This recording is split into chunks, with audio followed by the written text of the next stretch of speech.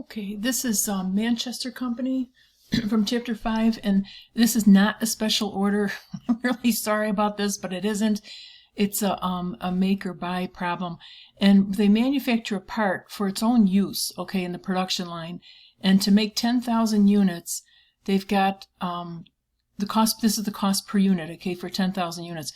So $3 for material, 40 for direct labor. Variable overhead is 10, and then allocated fixed manufacturing overhead, again, okay, this is always going to be an issue, is $21. So the full cost, the total manufacturing cost, is $74. The Remnant Company has offered to sell, and let me just back up a bit here. The thing of it is, with that allocated fixed overhead, you've got to know whether or not it's going to go away. If it's allocated, that means it's corporate overhead, and it's probably not going to go away whether you make it or buy it, so it's actually irrelevant to the decision. Okay? Remnant Company has offered to sell 10,000 units for $71 per unit, and they're going to do it if they can save at least $45,000. So if Manchester accepts the offer, $11 per unit of the fixed overhead would be eliminated. Okay, so if they accept it, they'll be able to get rid of $11 here. So then the fixed overhead would only be $10.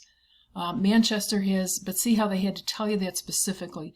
Furthermore, Manchester has determined that the release facilities could be used to save relevant costs in the future of the part. For Manchester to achieve an overall savings of $45,000, okay, what amount of relevant costs would have to be saved by using the release facilities in the manufacture of Part 575. Okay, so it's a complicated problem. It's got a lot of different things in here. Even though it's short, you know, it has a lot going on. So the first thing we've got are variable costs, what I did anyway. Our variable costs per unit are $53. That $11 of the unit that will be eliminated is an avoidable fixed cost. Okay, so I've got a column here to make and buy. There are two different ways to look at it. This one includes the avoidable fixed cost, which is the way that most textbooks want you to think about it. And when I say textbooks, that also means the test bank. All right, you can prove it to yourself. If you see it more clearly this way, you can prove it to yourself this way. The difference will be the same, but the totals of the columns won't be different. Will be different, okay? So in this case, if I make it, it's 53. If I buy it, it's 71. That's my purchase price, and I'll have avoidable fixed overhead would be added in here, so my cost is 64 versus 71, okay, times so that's a $7 difference, times 10,000 units is a $70,000 difference. Okay, so let me just show you this other piece right here. I'm just going to go through it, and I won't keep harping on it, but I know there are people that get confused on this. Even though you don't say anything. So here our variable costs are the same. We make for 53, buy for 71. Fixed overhead is $21 to make, or if we buy it, there's going to be 10 left. 11 will go away, and 10 will be left.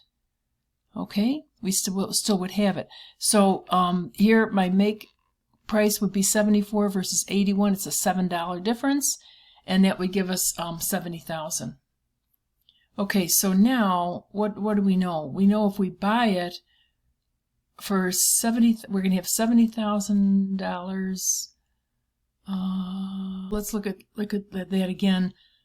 If we buy it, we're going to have an increase. Like right now, the cost to make it is less. Okay, it's 64. To buy it is 71. So we're going to have increased cost of $70,000 if we purchase it. They want to save $45,000.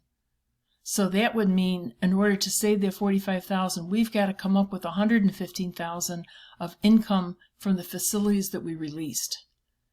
Okay? I don't know if you can see that or not. I don't know how to say it. It's just that this would be an additional cash outflow here of $70,000.